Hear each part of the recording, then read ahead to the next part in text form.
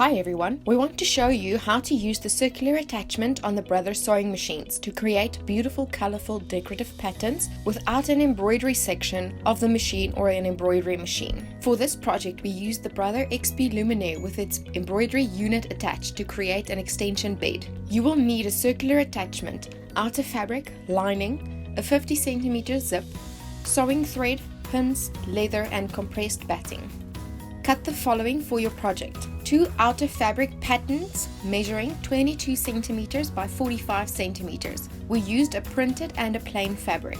2 lining patterns measuring 30 cm by 45 cm. 2 leather strips measuring 10 cm by 45 cm.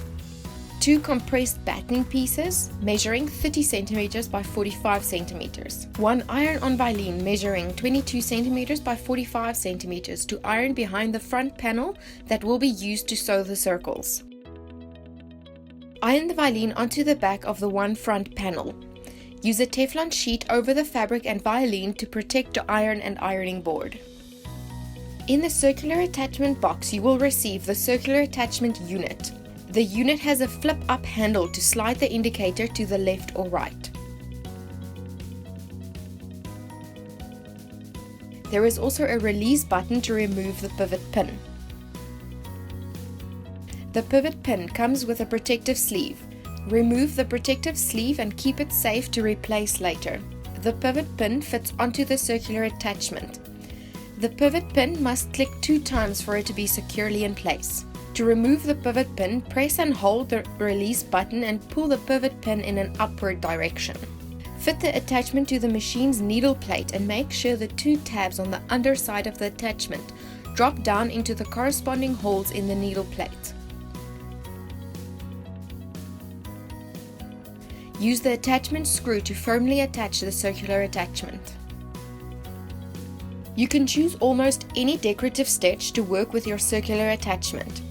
We recommend testing the stitch on an off-cut piece of fabric first before sewing directly onto the garment or article. We used our straight stitch J foot to stitch the decorative stitches. First, determine the radius of the circle you wish to sew and move the indicator to the corresponding radius length. Place your fabric under the presser foot and insert the pivot pin. Make sure you hear both the clicks to ensure the pin is securely in place. Select the desired decorative or utility stitch and start to sew.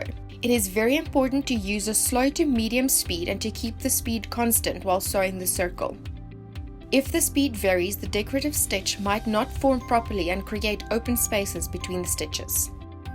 With both hands, slightly pull the fabric to avoid the fabric forming pleats, whilst guiding the fabric lightly around the pivot pin. Sewing with the Brother machine made this a breeze as we were able to set a constant speed and only press the start-stop button to start sewing.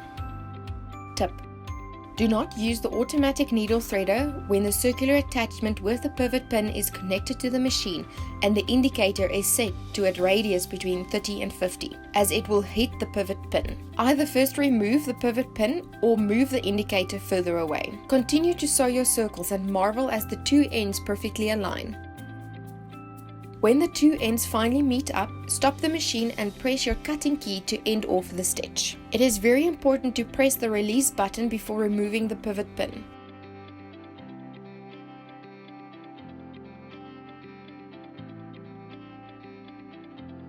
You can use the same hole made in the fabric by the pivot pin to create bigger circles around the first circle.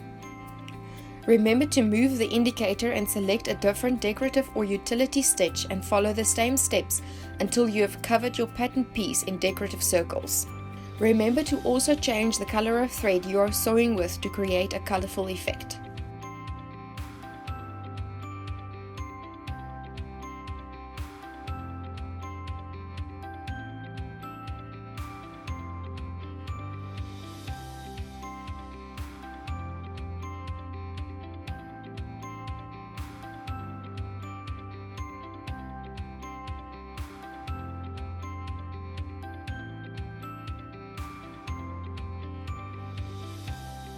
Use the edge of another circle to determine the placement of your pivot pin for the next circle.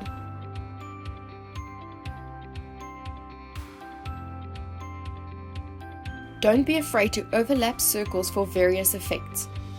You can also use a different kind of thread and yarn to create more effective and decorative end results.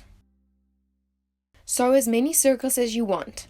Also consider half circles on the edge of your pattern piece. It is best to plan the circles before you start sewing by using the template included in the box, but you can simply set the indicator on a number and sew as the creativity inspires you. When you are done with all the circles, it is time to complete the rest of the pouch. Select which side will be your bottom and place your leather piece with the right sides together over the circular panel and pin together.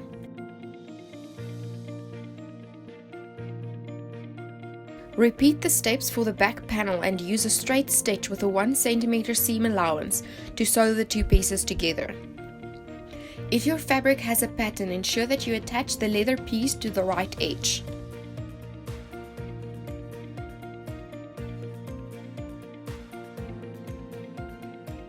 We worked with leather and therefore used the Brother FO85 dynamic walking foot.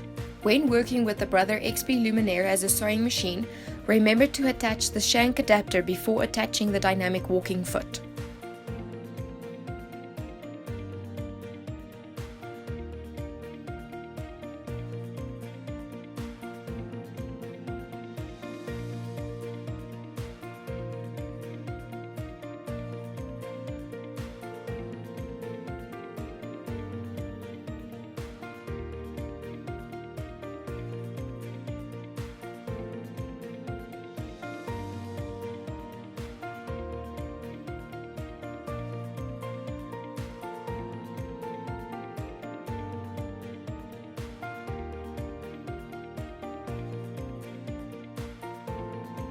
Use a decorative stitch as a top stitching.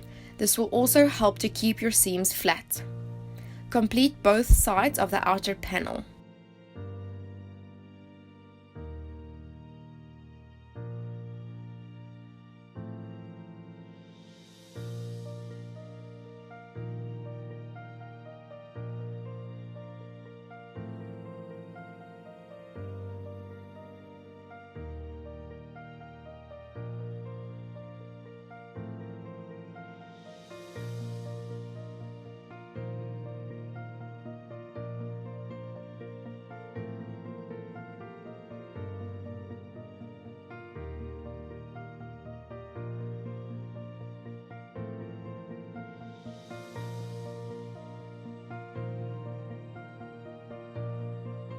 Iron the back of the circular stitch pattern piece, but ensure not to iron the leather.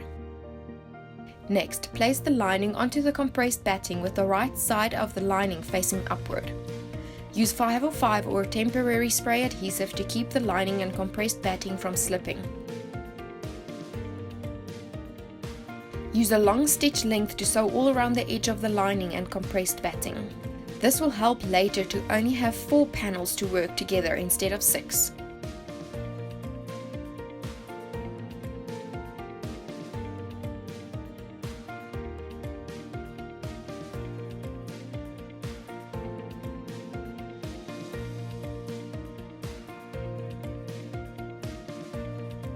Place your zip onto the front panel with the right sides facing together and pin the zip in place.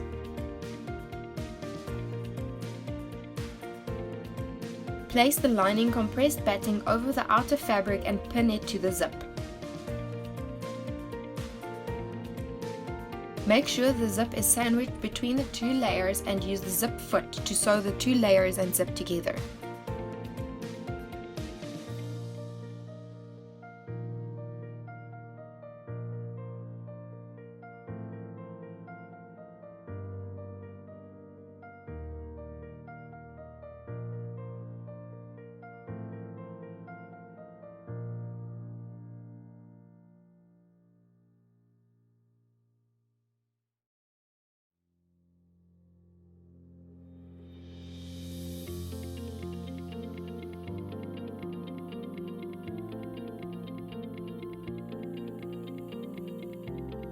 Fold back the 2 layers to reveal the other edge of the zip. Place the second outer fabric on the top edge of the zip with the right side facing the first outer piece. Make sure the side edges also align.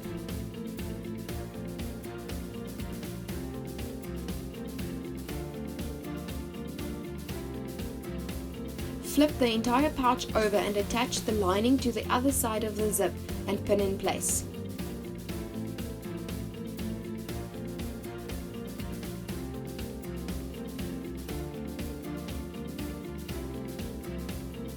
Use the zip foot to sew the layers together.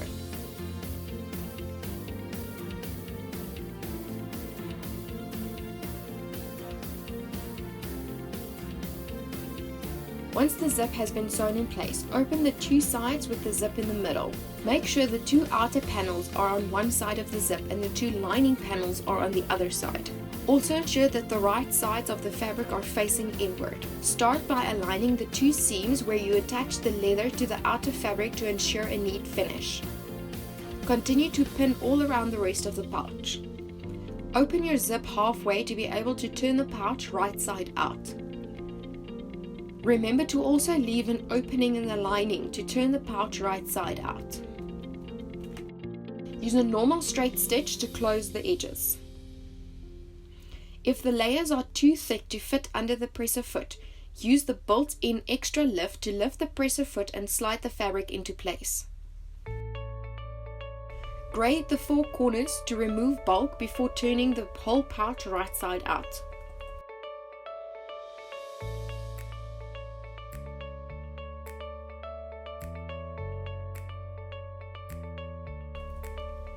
Use a hook turner to press out the corners. Take care not to push the hook through the fabric.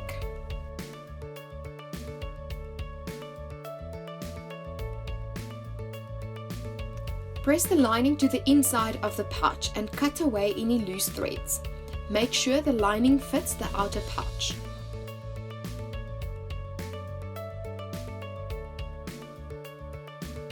Use a hand sewing needle and a small slip stitch to close the opening left to turn the pouch right side out.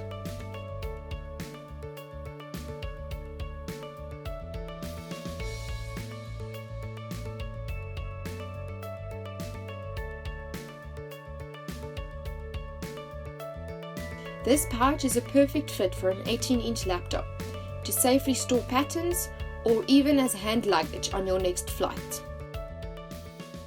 Please like, subscribe and follow our channels for more tutorials, tips and videos.